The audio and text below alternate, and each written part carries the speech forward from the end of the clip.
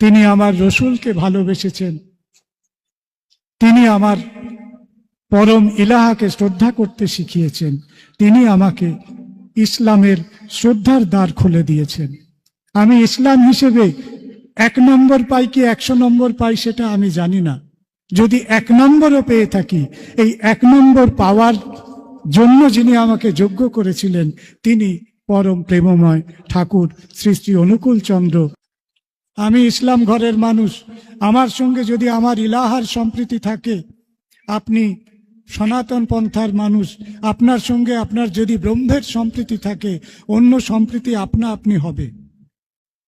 সুশীল ভূঁইয়া, সে বাড়িতে আমি গিয়েছিলাম এবং প্রায় 28 দিন মতো সেই বাড়িতে ছিলাম।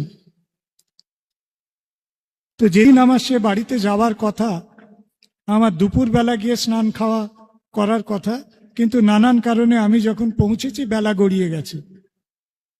সুবর্ণরেখা নদীর ধারে তাদের বাড়ি। সে মা তখনও না খেয়ে বসেছিলেন। আমাকে বললেন, মকবুল, তোমার এত বেলা গড়িয়ে গেল, তুমি আগে গিয়ে নদীতে ডুব দিয়ে এসে 2টো স্নান করে এসে একটু অন্ন গ্রহণ করলাম। সে বাড়িতে 28 দিন ছিলাম। ফিরে আসার সময় বললাম, মাগো, আপনার বাড়িতে 28 দিন ছিলাম, এই 28 দিন ধরে অক্লান্তভাবে আমার যা যা প্রয়োজন, একজন অতিথির নয়, একজন সন্তানের যা যা প্রয়োজন, ঠিক সেইভাবে সেবা তিনি আমাকে দিয়েছেন, মায়ের স্নেহ দিয়েছেন। ফিরে আসার সময় বললাম, মা, আপনাকে অনেক কষ্ট দিয়ে গেলাম। বলল, কি বলছো বাবা, আমার 2টি সন্তান মকবুল, তুমি আমার 3য় সন্তান।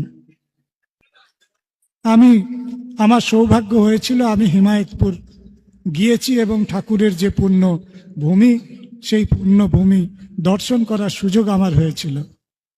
ওই পদ্মা নদী, তার পাশে চড়া, ওই সর্ষে ক্ষেতে, চড়ার মধ্যে সর্ষে ক্ষেত, মাইলের পর মাইল সর্ষে ক্ষেত। শীতকালে যারা দেখেছেন সর্ষে ক্ষেত তারা জানবেন। আমি যখন গিয়েছিলাম শীতকাল ছিল, তো সেই চড়ায় তিনি চাষ করছেন, হাল চালাচ্ছেন, আর দেখছেন যে ওই যে রাস্তাটা গেছে নদীর পাড় দিয়ে, ধুলো উড়িয়ে লক্ষ লক্ষ মানুষ পাগলের মতো উন্মত্ত হয়ে কীর্তন করতে করতে ছুটছে ছুটছে ছুটছে। ওরা কোথায় যায়? ওরা ঠাকুর দেখতে যায়। হঠাৎ একদিন তিনি খবর পেলেন যে ওরা যে ঠাকুরকে দেখতে যায় তিনি নাকি জ্যান্ত। ওরে বাবা, এমনটা তো কখনো শুনিনি। ঠাকুর তো শুনেছি, ঠাকুর তো দেখেওছি, কিন্তু ঠাকুর আবার জ্যান্ত? তাহলে তো একবার গিয়ে দেখতে হয়, একবার গিয়ে দেখতে হয়। এই ভাবছি একবার গিয়ে দেখতে হয়, ভাবতে ভাবতে বলল, একবার গিয়ে দেখতে হয় কেন? দেখতে যদি হয় তো এক্ষুনি যাব, এই মুহূর্তে যাব, হাল নাঙল খুলে দিয়ে এক্ষুনি যাব। সে করলো কি, ওই বস্ত্র টস্ত্র গুছিয়ে ধুলো কাদা ঝেড়ে ওই পিছু পিছু পিছু পিছু গিয়ে হাজির। জয় গুরু।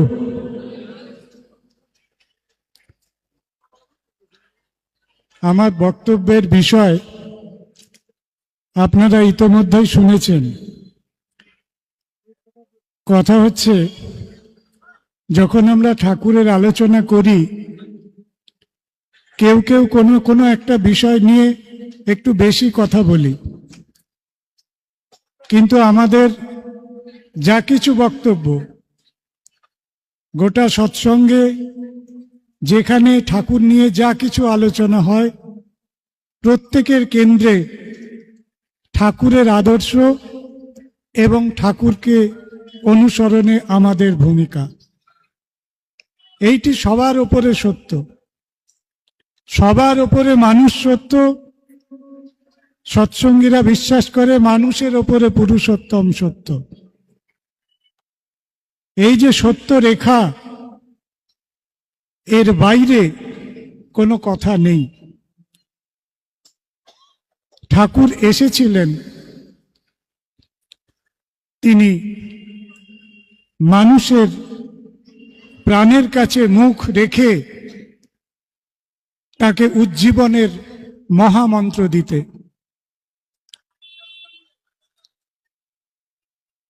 আপনারা জানেন ভগবান কথা দিয়েছিলেন আমি আসব, সম্ভব আমি যুগে যুগে, এ আমরা সবাই জানি। কিন্তু ভগবানের কিছু লীলা খেলা আছে। তিনি যুগে যুগে আসেন তো বটে, সোজা করে যদি বুঝতে হয় তাহলে বলবো তিনি বারবার পোশাক বদল করে আসে। এই জন্য তাকে মাঝে মাঝে চেনা আমাদের মুশকিল হয়ে যায়। যিনি চেনেন তিনি চিনিয়ে দেন, তিনি ধরিয়ে দেন। ভগবান নিজে চট করে ধরা দিতে চান না, কিন্তু তিনি বারবার আসেন। তিনি বুদ্ধ অবতার, তিনি হযরত মুহাম্মদ সাল্লাল্লাহু আলাইহি সাল্লাম, তিনি যীশু খ্রিস্ট, তিনি শ্রী চৈতন্যদেব, তিনি পরম্পরাক্রমে এসেছেন। এই যে পুরুষোত্তমের আগমনের পরম্পরা, এবং যতবার তিনি এসেছেন ততবার তিনি পূর্ববর্তীকে পরিপূর্ণ করেছেন। এইটি আমাদের দর্শন। পুরুষোত্তম আসেন যখন সব গুরুরই সার্থকতা।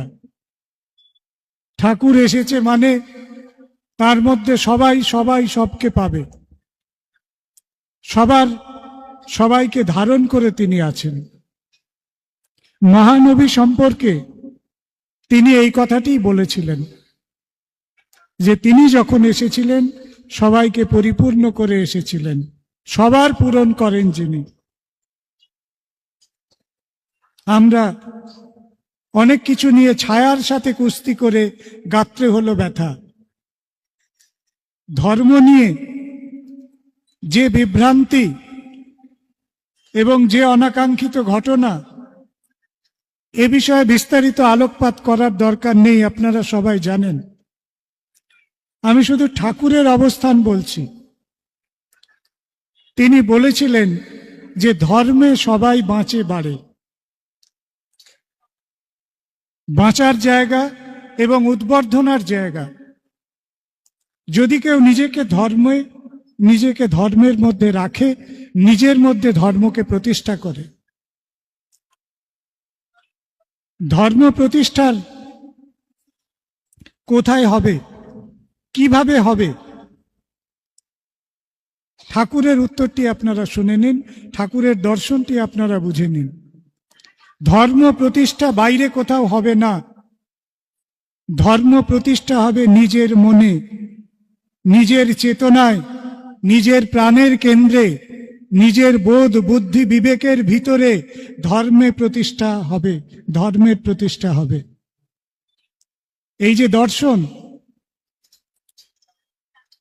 এই জন্য ধর্মে প্রতিষ্ঠার জন্য এত কর্মকাণ্ড, এত শিক্ষা দীক্ষা নিয়ে শিক্ষা ধরিস।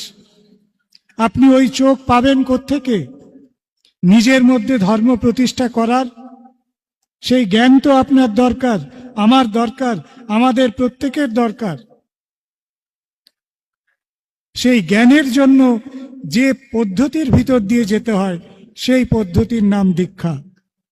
এখান থেকে শুরু করতে হবে। আমি কিছু লিটারেচার পড়লাম, আমি কিছু বক্তৃতা শুনলাম,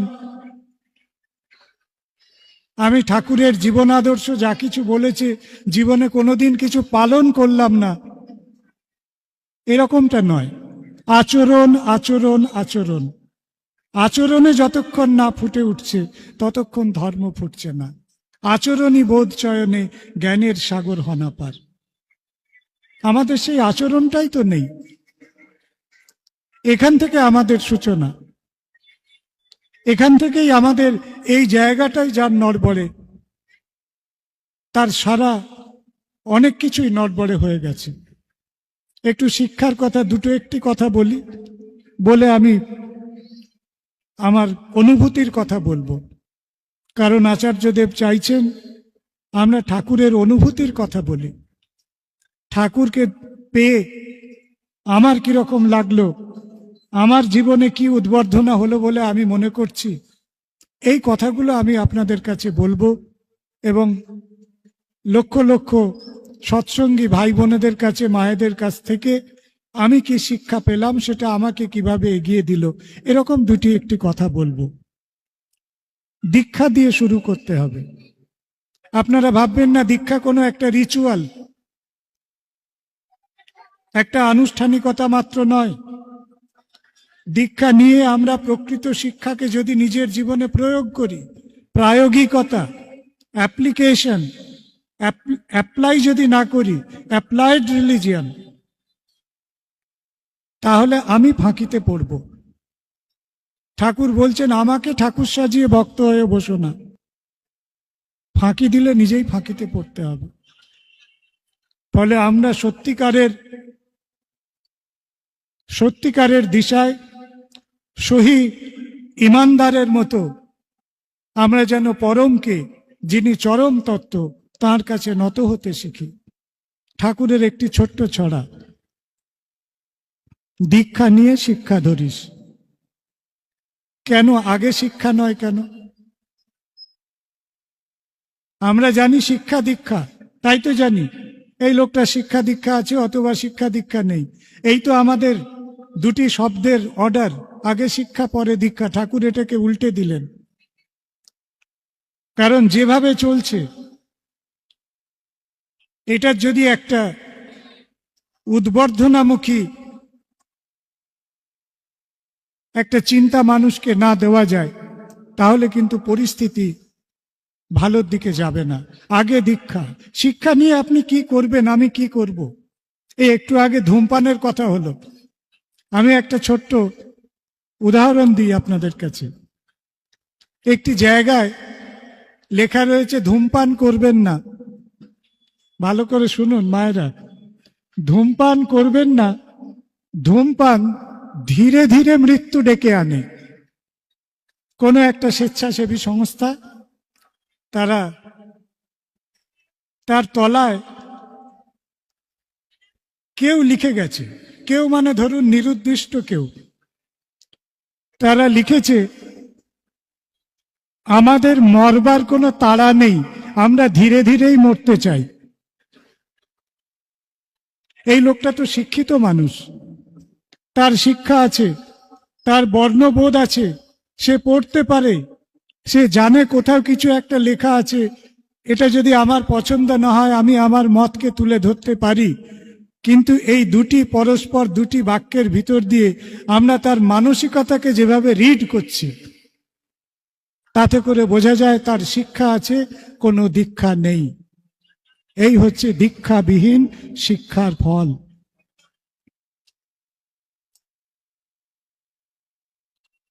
আমি একটা লাইন বলবো, আপনারা আর একটা লাইন বলবেন। আমরা সবাই ছোটবেলায় পড়েছি, অয়ে অজগর আমটি আমি। বাহ, অপূর্ব। অয়ে অজগর আসছে তেড়ে, হ্যাঁ, আমার পিছনে অজগর তেড়ে আসছে, আমার কি করা উচিত?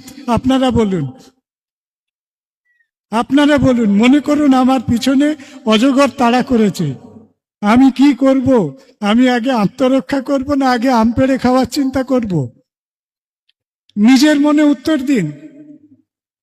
এই নির্ণয় আপনার দীক্ষা আপনাকে শেখাবে। এই যে কনজিউমারিজম, আমি আম পেড়ে খাবো, আমি এটা খাবো, আমি সেটা খাবো, আমি সেটা ভোগ করব, এই যে প্রবল কনজিউমারিজম, তার শিক্ষার বুনিয়াদ আমার কোথায় রয়েছে? আমটি আমি খাবো পেড়ে। এই চিন্তার কাঠামোকে বদলাতে হবে। এই জন্য ঠাকুর বলছেন দীক্ষা নিয়ে শিক্ষা ধরিস। কে শেখাবে? কে শেখাবে? একটু আগে শুনলাম, যিনি ধূমপান বিরোধী বক্তব্য দিয়ে নিচে এসে আগে তিনি একটি সিগারেট ধরালেন, তার কাছে আমরা শিখব? কার কাছে শিখব? আচার্যের কাছে, যিনি আচরণ করে শেখান। যিনি আচরণের ভিতর দিয়ে শেখান। এই জন্য দীক্ষা, শিক্ষা এবং আচার্য, এই তিনটের একটা লিঙ্ক আপ দরকার, তবে আমাদের আচরণী বোধ ফুটে উঠবে। আমরা তো আচরণ জানি না। আমরা আচরণ জানি না। বাড়িতে কি হচ্ছে সে কথা আমি এখানে আলোচনা করছি না, কিন্তু সামাজিক ক্ষেত্রে আমাদের আচরণী বোধ কোথায়? কোথায় আমাদের সেই আচরণ? কেন ছাত্র এবং শিক্ষকের মধ্যে একটা সংঘাতের অবস্থা? এ ওকে পেটাচ্ছে, সে তাকে পেটাচ্ছে, এ তার সম্পর্কে কটু কথা বলছে। কেন একটি মেয়ে রাত্রিবেলা কর্মক্ষেত্রে নিরাপদ বোধ করছে না? আচরণ কোথায়? আচরণী বোধ চয়নে জ্ঞানের সাগর হনা পার। এই আচরণ শিখতে হবে। অনেক কিছু কথা হচ্ছে, মায়েদেরকে, বিশেষ করে মায়েদের জন্য বলছি। এখন এইসব জেন্ডার ইস্যু, অমুক তুসুক, এই সমস্ত নিয়ে প্রচুর কথাবার্তা হচ্ছে, লম্বা লম্বা ডিসকোর্স। ঠাকুর কি বলছেন সেইটা আমরা একটু বুঝে নিই। ঠাকুর বলছেন, তুমি নারীকে মা বলতে শেখো, তুমি নারীকে মা বলতে শেখো। এই শিক্ষা আপনার কেজি থেকে পিজি পর্যন্ত কোন সিলেবাসে, কোন বইয়ের কোন পাতায় আছে আমাকে শেখান, আমাকে জানান। এই শিক্ষা একমাত্র দীক্ষার ভিতর দিয়ে আসবে, মনের পরিবর্তনের ভিতর দিয়ে আসবে। এই যে মনের পরিবর্তন কথাটা বলছি, এই কথাটা ঠাকুরের পরিভাষায় আপনার আমার মধ্যে ঠাকুরত্ব জাগবে। ঠাকুরত্ব, আপনার মধ্যে ঠাকুরত্ব, আমার মধ্যে ঠাকুরত্ব, আমাদের মধ্যে ঠাকুরত্ব, আমাদের গোটা ভারতবর্ষের মধ্যে যদি এই ঠাকুরত্ব জাগে, তখন আমরা বলবো যে নারী আমার সামনে দিয়ে যাচ্ছে, এসে দাঁড়িয়েছে, রাত 1টা হোক, 2টো হোক, দুপুর 12টা হোক, সে হয় আমার মা, নয় আমার সন্তান, নয় আমার মেয়ে। এই চেতনা দরকার। আর এই চেতনা নিয়ে সারা ভারতবর্ষ যদি জেগে ওঠে, তাহলে পরের স্তরটা বুঝে নিন, এই ভারতবর্ষ আর্য ভারতবর্ষ। ইন্ডিয়াকে নিয়ে অনেক রকম কথাবার্তা আমরা শুনছি, ডেভেলপমেন্ট কিভাবে হবে, কোন দিকে যাবে, ডিজিটালাইজেশন কি হবে, ইত্যাদি নিয়ে অনেক বড় বড় পরিকল্পনা। কিন্তু আমরা আর্য ভারতবর্ষ চাই, সেই ভারতবর্ষ একজন মায়ের জন্য আর্য ভারতবর্ষ, যেখানে অন্যান্য সহনাগরিক তাকে মা বলে সম্মান করে। এই সম্মান করা শিখতে হবে। এই ঠাকুরত্ব তিনি আমাদের মধ্যে জাগাতে চেয়েছিলেন। আমরা বিভাজন করছি, আমরা যত নারী পুরুষ, যত নারী পুরুষ, যত নারী পুরুষ করছি, তত বিভাজন হচ্ছে। এর মধ্যে দিয়ে নয়। সম্প্রীতির কথা, যখনই দেশে কিছু একটা বিপর্যয় ঘটে, আমরা একটা স্টিরিওটাইপ কথা ধরে রেখেছি, ধর্মীয় একটা বিভেদের কথা ধরে রেখেছি। সম্প্রীতির কথা বলতে ঠাকুর কি বুঝিয়েছিলেন? ঠাকুর কিন্তু তথাকথিতভাবে কোনো হিন্দু মুসলিম সম্প্রীতির কথা বলেননি। প্রয়োজন নেই সৎসঙ্গের মঞ্চ থেকে সে কথা বলার। তিনি বলেছিলেন, ইষ্টেতে রাখ সম্প্রীতি। মনে পড়ছে লাইনটা? ইষ্টেতে রাখ সম্প্রীতি। ইষ্টের সঙ্গে সম্প্রীতি রাখতে হবে। আমি ইসলাম ঘরের মানুষ, আমার সঙ্গে যদি আমার ইলাহার সম্প্রীতি থাকে, আপনি সনাতন পন্থার মানুষ, আপনার সঙ্গে আপনার যদি ব্রহ্মের সম্প্রীতি থাকে, অন্য সম্প্রীতি আপনা আপনি হবে। যারা কারখানার জগতে, প্রোডাকশনের জগতে কাজ করেন, তারা দুটো শব্দ ব্যবহার করেন, একটা হচ্ছে প্রোডাক্ট, একটা হচ্ছে বাই প্রোডাক্ট। আমরা মনে করি সম্প্রীতি একটা প্রোডাক্ট, না। ইষ্টের সঙ্গে যদি সম্প্রীতি থাকে, তাহলে সম্প্রীতিটা, সামাজিক সম্প্রীতিটা এমনি এমনিই হবে। সেটা আমার প্রোডাক্ট যদি আমার সঙ্গে আমার ইষ্টের মিলন হয়, আমার পাশের মানুষের সঙ্গে আমার মিলন এমনি এমনিই হবে।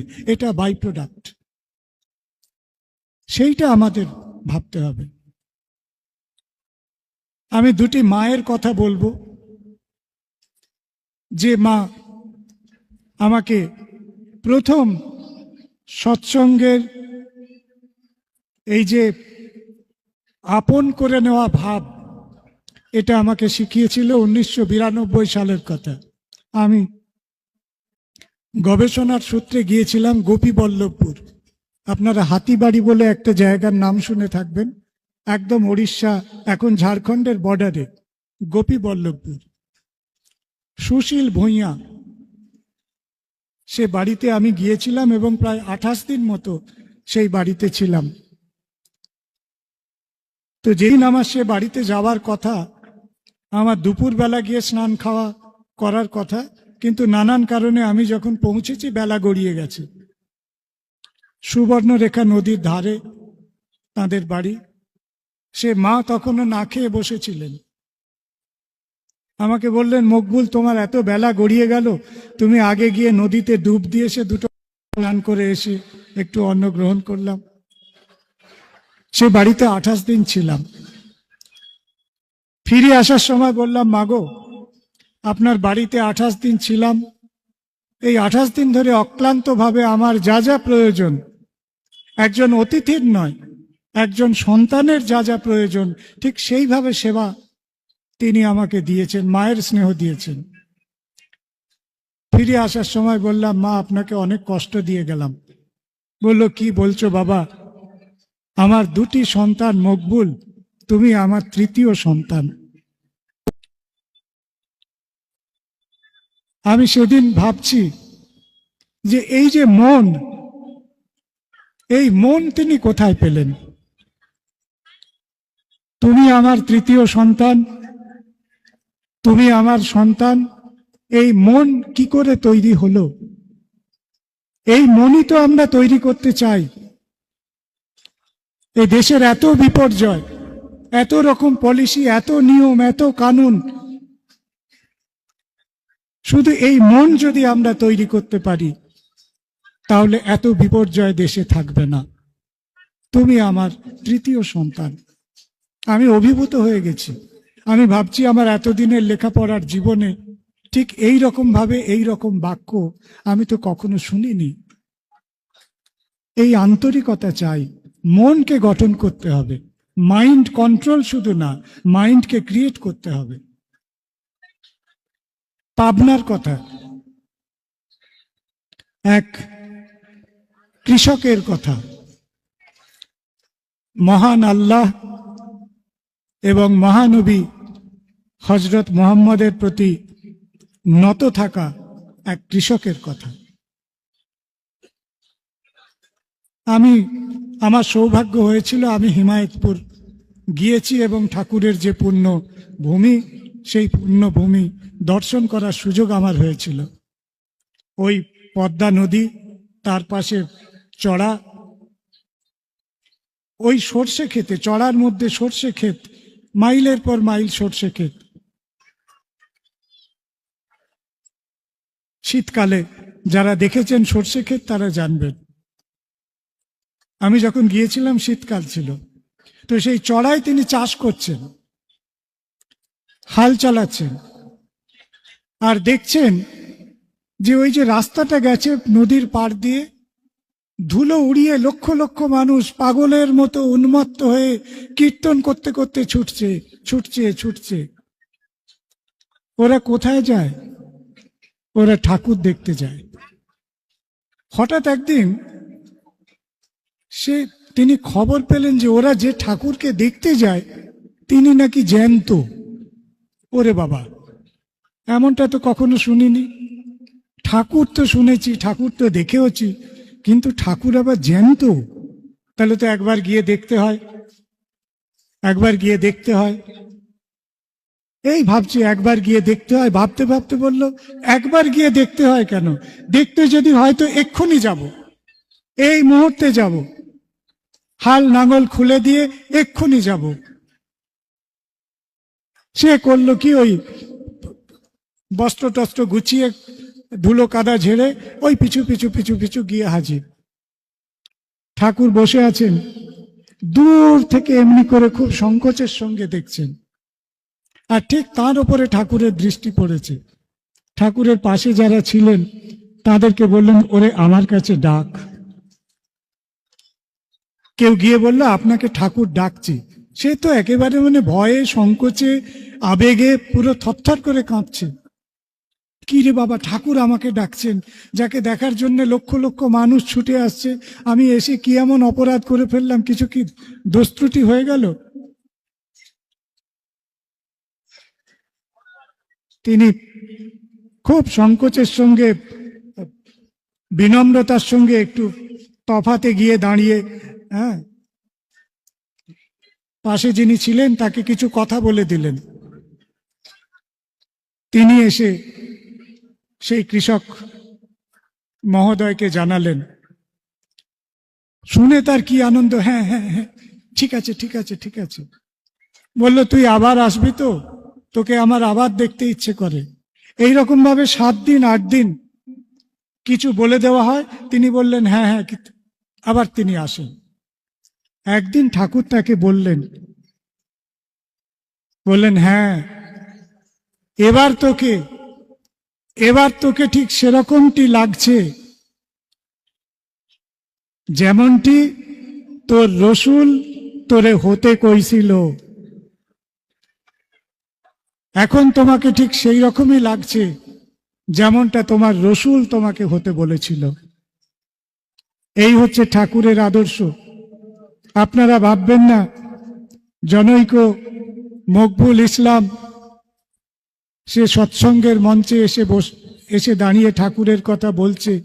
আমাকে কিন্তু আমার পূর্বপুরুষ চেতন ধারা ত্যাগ করতে হয়নি। এইটি ঠাকুরের আদর্শ। গিলে খাওয়া সম্প্রীতি নয়। অজগর সবকিছুকে গিলে খায়, একে সম্প্রীতি বলে না। ঠাকুর বলেছিলেন যে প্রত্যেকটি ধর্মের মানুষ আরো ভালো, আরো ধর্মীয় উচ্চতায় উঠুক।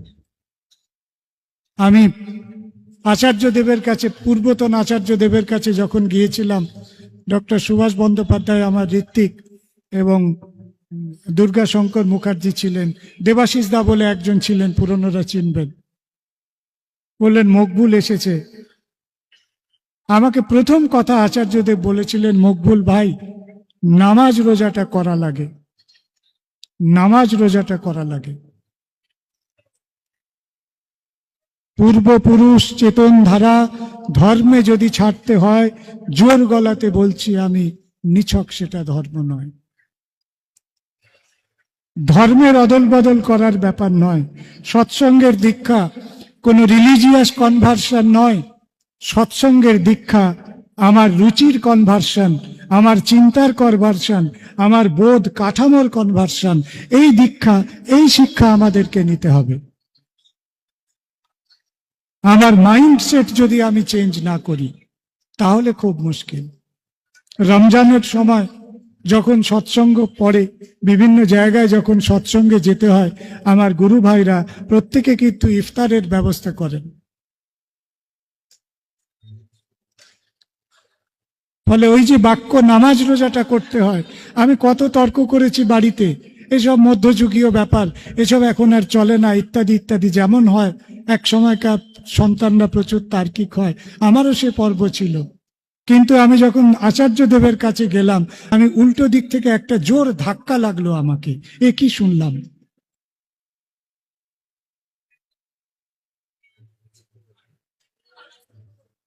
আমাদের মানুষ হতে হবে, মানুষ হতে হবে, মানুষ হতে হবে। Man making, man making, man making.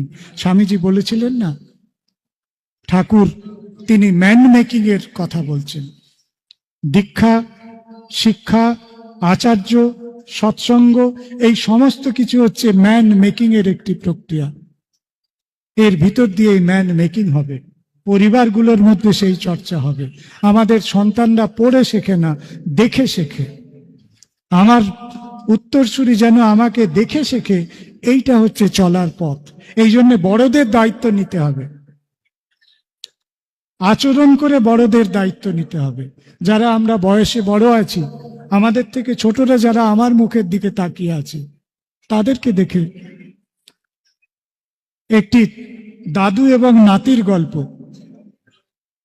রোজ দাদু ঠাকুর প্রণাম করে একটি দক্ষিণা রাখেন। একদিন কোনো রকম ভাবে তিনি অসুস্থ, সে নাতি বিছানায় শুয়ে আছেন, উঠতে পারেননি। সেই নাতি তাকে হাত ধরে টেনে এনে বলছে, কথা বলতে পারে না, ঠাকুরকে এসে নমস্কার করো। কোন রকম ভাবে তিনি এসে নমস্কার করলেন, কোমরে ব্যথা, নইতে পারছেন না। তারপরে দান বাক্সটা দেখিয়ে বলছেন, সে দেখে শিখেছে। পরিবারের শিক্ষা, আমরা যেন আমাদের পরিবারকে সেইভাবে গঠন করি। এই কথাগুলো বলছি কারণ এর সঙ্গে ঠাকুরের যে বিবাহ সংস্কারের নীতি তা যুক্ত আছে। আমাদের পারিবারিক জীবন থেকে এই সন্তান যেন আমাদের দেখে শেখে। কোন তথাকথিত সম্প্রদায়ের কথা নয়, সৎসঙ্গ।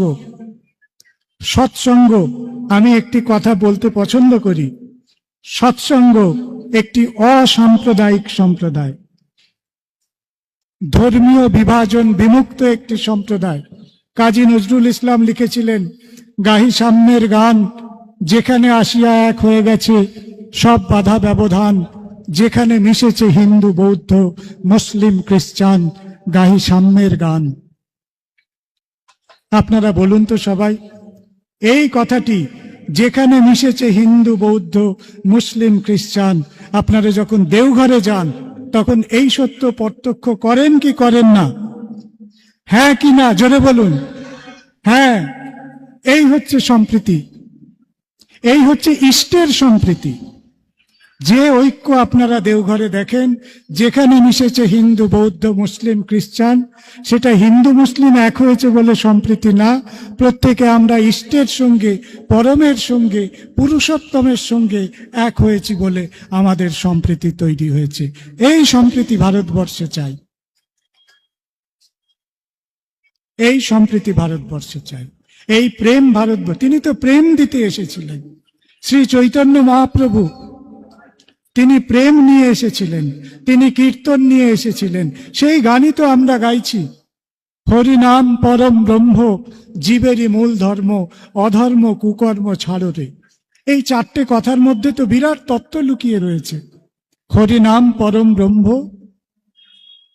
পরমকে আমরা পেয়ে গেলাম, জীবের মূল, অধর্ম কুকর্ম ত্যাগ করো, এই তো কথা, এর বেশি তো কোনো কথা নেই। স্বামী বিবেকানন্দ তিনিও তথাকথিত ভাবে কোনো হিন্দু মুসলিম ইউনিটির কথা বলেনি, তিনি বলেছিলেন বৈদান্তিক মস্তিষ্ক ইসলামী দেহ। ঠাকুর বললেন আর্য ভারতবর্ষের কথা। আপনারা শুনেছেন, আর্য ভারতবর্ষ আমার জ্ঞান ও গরিমা গরবিনী। সেই শিক্ষা চাই। শিক্ষাকে উল্টো বুঝলে হবে না, জিনিসটাকে উল্টো বুঝলে হবে না, সোজা জিনিস সোজাভাবে বুঝতে হবে। আমি শেষ করব, একটি বাচ্চাদের স্কুলে, মায়েরা যারা বাচ্চাদের ইংলিশ মিডিয়াম স্কুলে ভর্তি করার অভিজ্ঞতা আছে তারা জানেন যে বাচ্চাদের সঙ্গে মা বাবাদের ইন্টারভিউ হয়, মা বাবাকেও জিজ্ঞেস করে নানান রকম কিছু। এরকম একটি স্কুলের কথা, মা বাবাকে জিজ্ঞেস করা হয়েছে কাক কালো কেন, কাক কালো কেন? ওরে বাবা, কাক কালো কেন, এ প্রশ্নের কি উত্তর আছে? এই মুহূর্তে তো আমরাও হয়তো উত্তর খুঁজে পাবো না। যাই হোক, মা বাবা কোনো রকম ভাবে একটা উত্তর খোঁজার চেষ্টা করছিলেন, কিন্তু সে উত্তর প্রশ্নকর্তার কাছে টিকলো না। বাচ্চাটা নেচে গিয়ে বেড়াচ্ছে, বলছে, আরে খিলখিল করে হেসে যাচ্ছে, বলছে এই তুমি এমন করে হাসছো কেন, তুমি কি জানো কাক কালো কেন? বললো হ্যাঁ জানি, কালো, কাক কেন কালো? বললো বলো তো কাক কেন কালো? বললো কাকের মা কালো, কাকের বাবা কালো, তাই কাক কালো। একে বলে সহজ জ্ঞান। কাকের গল্প আপনাদের শোনাচ্ছি না, অভ্যাস ব্যবহার সহজ জ্ঞান না হলে শিক্ষা হয় না, একে বলে সহজ জ্ঞান। এই সহজ জ্ঞান আমাদের দরকার। ঠাকুর সম্পর্কে সহজ জ্ঞান দরকার। হরিনাম পরম ব্রহ্ম, তিনি হরিনাম আপনাকে দিয়েছেন। জীবের মূল কর্ম হচ্ছে সেই নাম। অজপা নামে কররে নেশা। নেশা বিরোধী অনেক কিছু তৈরি হচ্ছে, নেশা বিরোধী অনেক কিছু তৈরি হচ্ছে। কিন্তু আমি বলছি, আপনারা যদি নেশা করতে চান, যদি সত্যি সত্যি আপনার নেশা করার সদিচ্ছা থাকে, আপনারা সৎসঙ্গে আসুন। আমি আপনাদের নেশা করার কথা বলাবো। অজপা নামে কররে নেশা। যদি নেশাই করতে চান, অজপা নামে নেশা করুন। হরি নাম পরম ব্রহ্ম, জীবেরই মূল ধর্ম। অজপা নামে নেশা করুন। যে নেশা জীবনকে নষ্ট করে, পরিবারকে নষ্ট করে, বৃত্তিকে নষ্ট করে, প্রবৃত্তিকে নষ্ট করে, সে নেশা করবেন না। অজপা নামে নেশা করুন। আসুন আমরা সবাই হিন্দু মুসলমানের ঊর্ধ্বে উঠি। আমরা সবাই যে যার ধর্ম, যে সংকীর্ণতার চিন্তা, তার থেকে একটু ঊর্ধ্বে উঠি। ঠাকুর তিনি মহানবীকে কি ভাষায় সম্মান জানিয়েছিলেন জানেন? ইসলাম প্রসঙ্গ বলে একটি ঠাকুরের আলোচনা সাহিত্যের গ্রন্থ আছে, মহা অমূল্য গ্রন্থ। তুলনামূলক ধর্ম, কম্পারেটিভ রিলিজিয়ানের ওপরে এত ভালো ডায়লগ খুব কম জায়গায় পাবেন।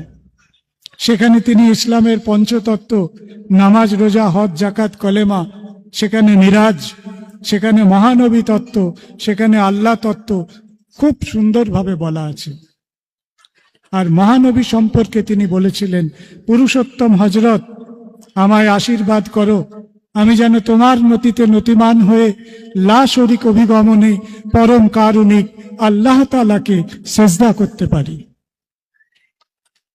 এই লাইন যেদিন আমি প্রথম পড়লাম, আমার ভেতরটা পুরো কেঁপে গিয়েছিল। আমি লজ্জিত হয়েছিলাম এই ভেবে যে আমি ইসলামের ঘরে জন্মেছি, সুফি পরিবারে জন্মেছি। আমার মা, আমার আব্বাজান, আমার আম্মাজান দিনের মধ্যে 5 ওয়াক্ত নামাজ পড়তেন, কিন্তু আমি তো কোনোদিন এই ভাষায়, এই গভীরতায়, এই আরতি নিয়ে, এই আন্তরিকতায় রসুলকে শ্রদ্ধা করতে শিখিনি। আমার চোখ সেদিন খুলে গিয়েছিল। তিনি আমার, আপনাদের প্রশ্ন থাকবে কেন মকবুল ভাই সৎসঙ্গে এসে এই সমস্ত কথা বলছে? এর উত্তর আমার কাছে নেই, আমার একটি সহজ উত্তর আছে। তিনি ভালোবেসে ভালোবাসতে শিখিয়েছেন। তিনি আমার রসুলকে ভালোবেসেছেন। তিনি আমার পরম ইলাহাকে শ্রদ্ধা করতে শিখিয়েছেন। তিনি আমাকে ইসলামের শ্রদ্ধার দ্বার খুলে দিয়েছেন। আমি ইসলাম হিসেবে 1 নম্বর পাই কি 100 নম্বর পাই সেটা আমি জানি না। যদি 1 নম্বরও পেয়ে থাকি, এই 1 নম্বর পাওয়ার জন্য যিনি আমাকে যোগ্য করেছিলেন, তিনি পরম প্রেমময় ঠাকুর শ্রী শ্রী অনুকূল চন্দ্র। তার ইসলাম প্রসঙ্গ গ্রন্থ এবং তার আচার্যদেবের বাণী, মকবুল ভাই নামাজ রোজা করতে হয়। মনে পড়ছে অনন্ত মিস্ত্রিদার একটি গানের কথা, মরুতে এলেন মোহাম্মদ, মথুরাতে এলেন শ্যাম, ইমান খেলেন রসুল আল্লাহ, লীলা খেলেন ঘনশ্যাম। যেখানে শ্যামের লীলা এবং আল্লাহর লীলা একই সঙ্গে হয়ে চলেছে, সেই জায়গা, সেই সৎসঙ্গ। আপনারা যারা আজকে এখানে উপস্থিত হয়েছেন, আপনারা যারা ঠাকুরের ভক্ত, তাদের প্রতি, প্রত্যেকের প্রতি আমার অনেক অনেক শুভেচ্ছা, অনেক মঙ্গল কামনা। ঠাকুরের চরণে আপনাদের সুস্থ সুস্থিত মঙ্গলময় জীবন কামনা করি। আপনাদের প্রত্যেকের ওপরে মালিকের মেহেরবানি, ঠাকুরের আশীর্বাদ বর্ষিত হোক। सर्वे भवन्तु सुखिनः, सर्वे सन्तु निरामया, सर्वे भद्राणि पश्यन्तु, मा कश्चित् दुःखभाग् भवेत्। अस्सलामु अलैकुम व रहमतुल्लाहि व बरकतुहु।